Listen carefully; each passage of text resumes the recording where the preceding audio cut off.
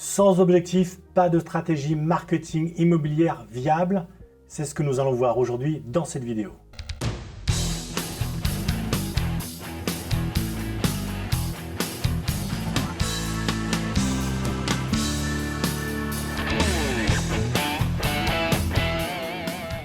Bonjour, je suis Frédéric Epler, fondateur de Facilogy.com et dernièrement du premier logiciel de marketing immobilier Prospeneo. Alors sur cette chaîne, on va parler marketing, stratégie, mais bien sûr surtout immobilier. Alors si vous êtes nouveau, bien sûr je vous invite à vous abonner et ne pas oublier de cliquer sur la petite cloche pour être notifié des prochaines vidéos. Alors, on l'a vu en préambule, sans objectif, pas de stratégie marketing viable. En gros, pour toute stratégie marketing immobilière, vous devez en amont bien sûr définir vos objectifs.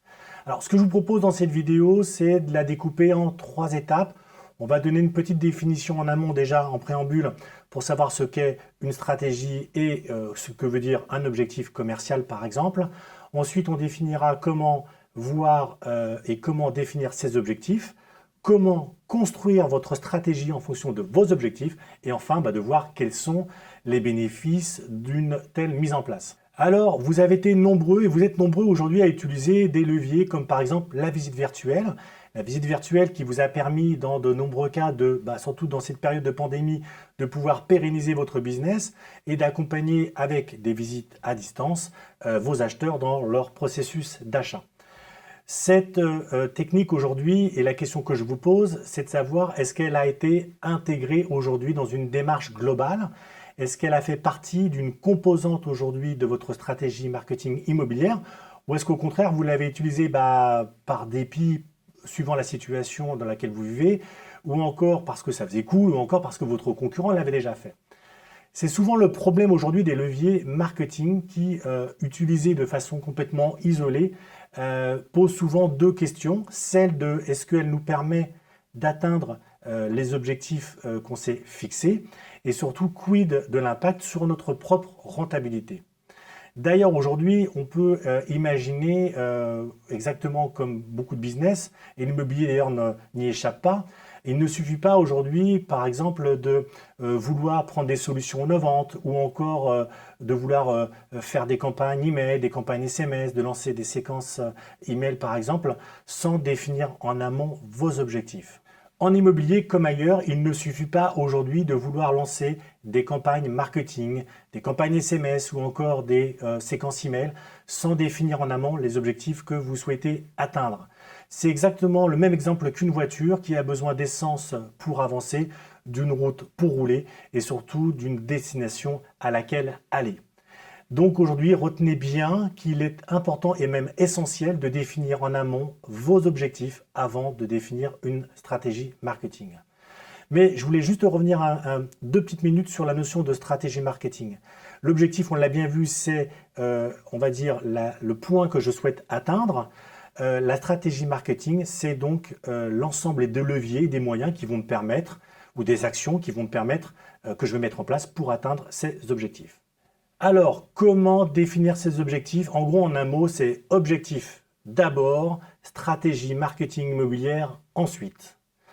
On l'a vu aujourd'hui, il est essentiel de définir en amont ces objectifs. D'ailleurs, les objectifs sont importants pour la mise en place d'une bonne stratégie marketing immobilière, mais toute stratégie marketing immobilière a besoin, quant à elle, pour fonctionner, d'avoir en amont un objectif clair et précis. D'ailleurs, quand on y réfléchit bien, on se donne d'abord une destination à atteindre et ensuite les moyens pour y arriver. Prenons l'exemple, si demain je dois aller chercher mes enfants à l'école, mon objectif et ma destination c'est d'arriver à l'école. Les moyens que je vais mettre en place pour y aller, ça peut être par exemple prendre la voiture, prendre la trottinette électrique ou encore d'y aller tout simplement à pied. Donc vous voyez, l'inverse n'est pas rationnel, on définit donc toujours d'abord l'objectif et ensuite les moyens pour y arriver. D'ailleurs, prenons d'autres exemples, la signature électronique ou encore l'ensemble des leviers digitaux comme par exemple les blogs, les campagnes email. L'exemple par exemple de la signature électronique. La signature électronique a pour objectif de pouvoir dématérialiser un certain nombre de contrats, de mandats de vente. Mais a fortiori, vous avez besoin pour que ça fonctionne, d'avoir un des mandats de vente et deux des contrats de vente à signer. Si je prends le deuxième exemple des leviers digitaux, si vous les prenez de façon isolée, c'est-à-dire j'envoie une campagne email, j'ai créé un article de blog, ou par exemple, je ne sais pas, je vais faire une landing page spécifique. En réalité, de façon isolée, ils n'ont aucun intérêt. Pourquoi? Parce que je n'ai pas fixé d'objectif en amont. Est-ce que je vais mettre l'ensemble de ces leviers, l'ensemble de ces outils ensemble pour un objectif d'acquisition, soit de qualification de base de données? Est-ce que je veux plus d'estimation? Est-ce que je veux transformer des piges en rendez-vous? Bref, vous l'avez bien compris, l'objectif en premier, les stratégies ensuite.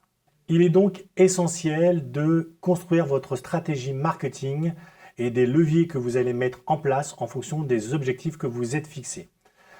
Nous allons voir ça en plusieurs étapes. La première étape, c'est donc de définir, vous l'avez vu, votre objectif. Qu'est-ce que vous cherchez à faire? Qu'est-ce que vous cherchez à dire?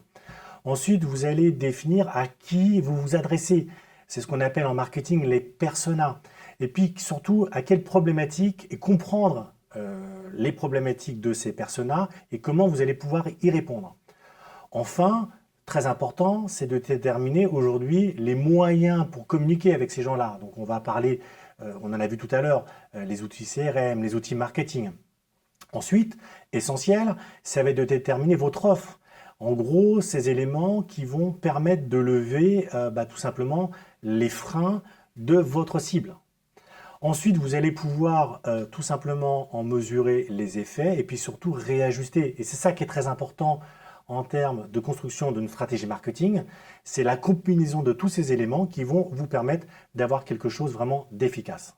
Mais voyons en détail, la dernière partie, c'est quels sont les bénéfices d'une telle méthode. Déjà, premièrement, vous allez pouvoir vous fixer un cap qui pour moi est un élément essentiel dans la mesure de la motivation des équipes commerciales, mais surtout de leur implication. Ensuite, vous allez reprendre la maîtrise de votre processus décisionnel. Est-ce que vous allez faire de la prospection terrain? Est-ce que vous allez faire des actions commerciales spécifiques?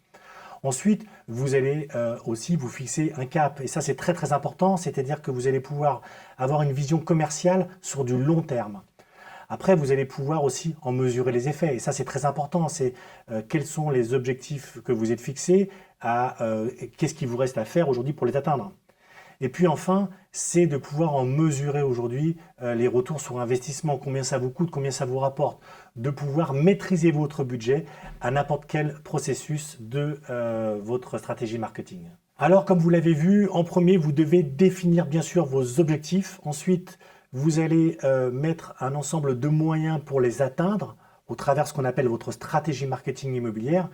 Et puis surtout, vous devez vous doter d'un logiciel de marketing qui soit à la hauteur de vos ambitions, c'est-à-dire de vous permettre à un moment ou à un autre de pouvoir générer l'ensemble des actions et des leviers que vous souhaitez mettre en place, encore une fois, pour atteindre vos objectifs. Je vous remercie pour cette vidéo. N'hésitez pas à me faire part de vos commentaires juste en dessous. Si vous avez vous-même votre avis par rapport à des stratégies que vous avez déjà mises en place et des choses qui fonctionnent. Quant à moi, je vous dis à très bientôt pour une prochaine vidéo. Au revoir.